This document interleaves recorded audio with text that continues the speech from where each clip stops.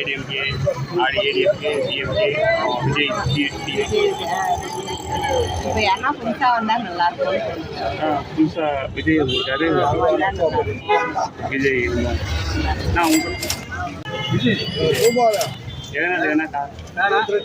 ஏதோ புதுசா எதனா பண்ணுவாங்கன்றதுனால மாத்தி ஆட்சி ஆரம்பிச்சா நல்லா இருக்கும். ஒரு உதவி கிடையாது. உங்க ஆதரவு யாருக்கு?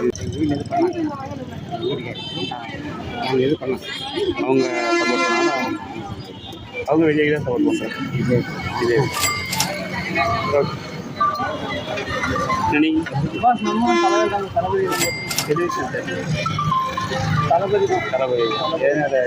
ஆட்சி மாற்றி கொடுத்து பாடுவாங்க.